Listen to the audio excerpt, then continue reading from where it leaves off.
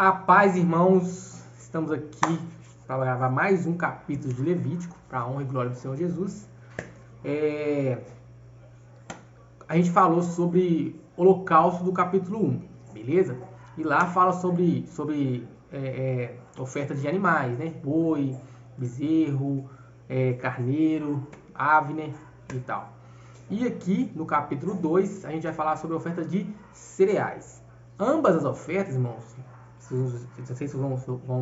não sei se vocês vão reparar isso, mas ambas as ofertas são ofertas que dão da terra. Tipo assim, os animais eles precisavam da terra para se alimentar, para crescerem, concorda?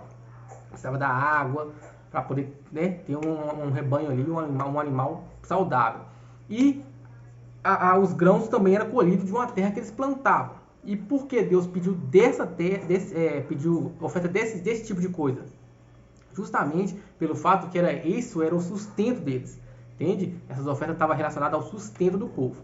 Como todo mundo sabe, Deus queria muito que o povo tivesse simplesmente Ele, suficiência de tudo fosse Ele, o próprio Deus.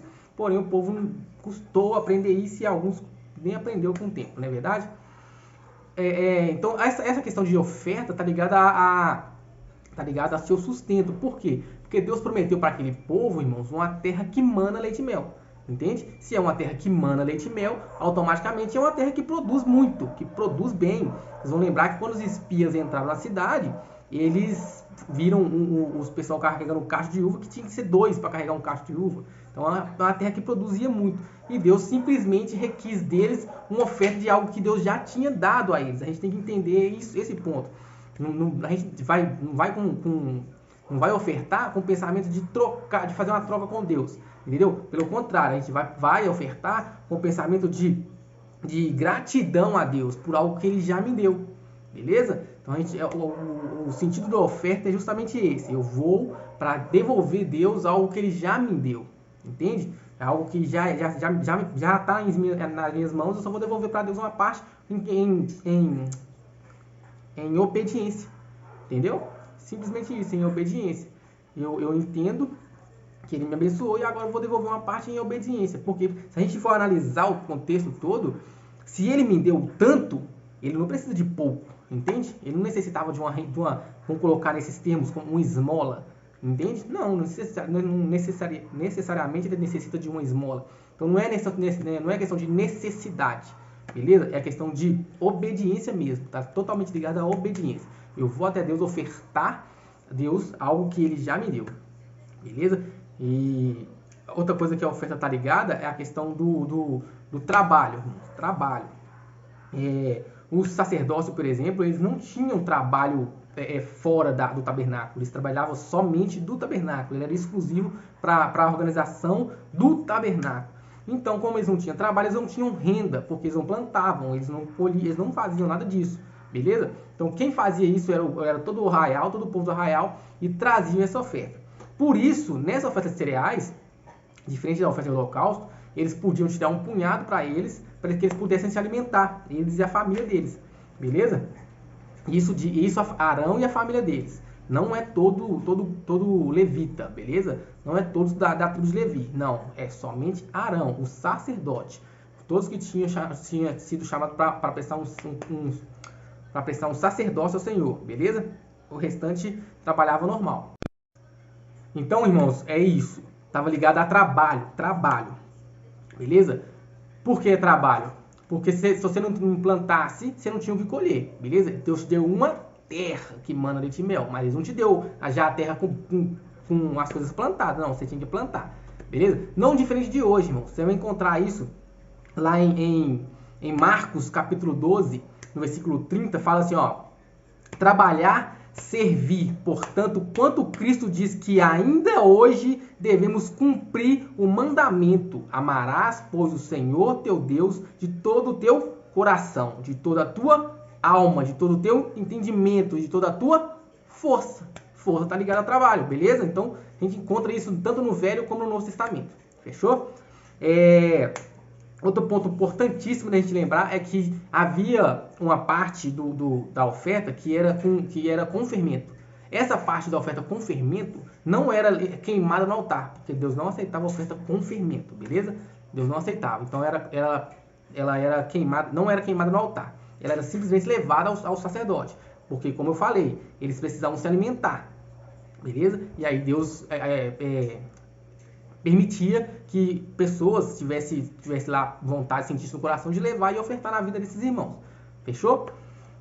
Outra coisa que fala muito sobre o holocausto aqui, sobre essa oferta de cereal, é justamente o ponto da gente entender que como está ligado ao seu sustento, irmãos, está ligado à sua dependência a Deus. Você precisa ser dependente de Deus. Você não pode confiar no dinheiro, nas coisas que a terra... Não, você tem que confiar em Deus. Ele que provê tudo. Afinal de contas, foi Ele quem te deu e quem continua te dando. Beleza? A gente vai ver isso em Eclesiastes 5. Vou deixar o versículo aqui para vocês verem. E Provérbios também fala muito sobre isso. Beleza? Vou deixar também aqui a referência de Provérbios para vocês lerem lá. Certo? Outra coisa que é muito importante, que eu até acabei de esquecendo de falar, é que em Gênesis 2,15, Deus cria o homem e coloca ele para cultivar uma terra, certo? Então está totalmente relacionado a trabalho, irmão. A oferta está totalmente relacionado a culto, cultura e cultivo. São três palavras que são muito próximas e muito parecidas, beleza? Então está relacionado a qualquer uma das três, beleza? Então a gente tem que lembrar disso. Outro ponto importante que a gente precisa lembrar, deixa eu só dar uma olhadinha aqui para não esquecer. Você escutou minha filha aí, né? É normal. Outro ponto para a gente lembrar é que lá, como eu falei no último vídeo do Holocausto, lá fala sobre o sal. O sal, não vou falar muito sobre o sal nesse vídeo aqui, porque eu já falei no vídeo passado, mas lá fala em Levítico, né? Levítico, Números, 2 Crônicas, que está lá no outro vídeo, vai falar assim, ó, o sal é um sinal da aliança, um pacto com Deus. Portanto, deve acompanhar todas as ofertas. Então, não é questão de... Quando lá em Levítico fala de temperar com sal essa oferta, está relacionada totalmente a não esquecer dessa aliança que o povo fez com o homem, que o povo fez com Deus, entende? Que Deus fez com o homem, entende? Está totalmente relacionado, não é questão de somente temperar. Tá certo que o sal servia para conservar a carne, porque a carne servia de alimento, beleza? Mas estava muito mais relacionado a essa aliança. O povo não esquecer dessa aliança. O sal está relacionado a essa aliança, beleza? Outra coisa que a gente precisa falar aqui, se lembrar, é que assim como a oferta de holocausto, quem preparava a oferta era o ofertante, irmãos. Era o ofertante. A gente vai ver lá no capítulo 6 e 7 qual que era o dever do sacerdócio para receber essa oferta. Porém, aqui nesses 5 primeiros capítulos fala do dever e da forma de agir do ofertante. Beleza? Então não esqueça disso. Tem coisas que são deveres do ofertante. Certo? Aqui, ó, a gente vai ver que como eu falei no início, tanto no velho como no novo, existe isso, ou seja, até hoje não mudou. Isso não mudou. Beleza? A gente vai ver aqui em 1 Coríntios, que é muito interessante. Só abrir aqui, eu vou mostrar para os irmãos. 1 Coríntios. 1 Coríntios capítulo 9, vou deixar aqui também para vocês verem, beleza? 1 Coríntios capítulo 9, do versículo 11 ao versículo 14. Fala assim, ó. Se nós vos semeamos as coisas espirituais, será muito recolhermos de vós bens materiais? Se outros participam desse direito sobre vós, não temos nós em maior medida? Entretanto, não usamos esse direito. Antes, suportamos tudo para não criarmos qualquer obstáculo ao Evangelho de Cristo. Não sabeis vós que os que prestam serviços sagrados do próprio templo se alimentam? E quem serve ao altar, do altar tira o seu sustento? Assim ordenou também o Senhor aos que pregam o evangelho, que vivam do evangelho. Eu, porém, só até o 14. Então, Paulo deixa bem claro isso. E por que Paulo falou isso aos Coríntios, irmãos? Logo nos primeiros capítulos aqui de Coríntios. Porque a igreja de Corinto tinha esquecido esse dever, entende? Eles estavam esquecendo de devolver essa oferta, de levar essa oferta ao altar do Senhor, para que quem trabalhava como sacerdote na época se alimentasse disso. Quem trabalhava igual Paulo era um pregador da palavra, que levava o evangelho, se alimentava disso. E eles estavam esquecendo disso. Tanto é que, se vocês vão lembrar, que nessa época Paulo estava vendendo tenda para poder se alimentar. Entende? Porque os coríntios tinham esquecido disso. E aí, quem estava ofertando na vida dos irmãos era a igreja de Filipe, lá em Filipenses.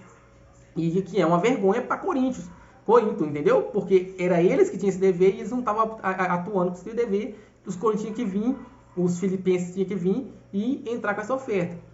Então, Paulo está puxando a orelha dos caras, falando com os caras. Não é o nosso dever fazer isso? E por que não estão fazendo? Entende? Então não muda nada de hoje, irmão. Não muda. É o nosso dever levar essa oferta ao Senhor como gratidão e obediência. Mais como obediência. Beleza? Deus requer de nós obediência. E aí, irmão, a gente vê aqui, ó, que no versículo 14, no finalzinho do versículo 14, Paulo fala o seguinte, ele fala que esses irmãos vivam do evangelho. Então é diferente. Nós que somos membros da igreja, irmãos, nós somos membros, a gente dever de todo cristão, é dever viver no evangelho, beleza? A Bíblia tem que ser seu manual de vida, certo? Viver no evangelho é diferente de viver do evangelho, beleza? Como o Paulo está falando, viver do evangelho é viver das ofertas, que os fiéis, né, aqueles que creem, que têm um temor do Senhor, levam essa oferta, irmão, é algo bíblico, entende? Não é questão de doutrina de igreja, não, é algo bíblico. Eu obedeço ao que a Bíblia me direciona a fazer, certo? Então é muito importante a gente situar essa parte aí, fechou? Então todas essas ofertas estão relacionadas a um ato de gratidão, eu só oferto o que Deus me dá, beleza? E tá relacionada à questão da gratidão.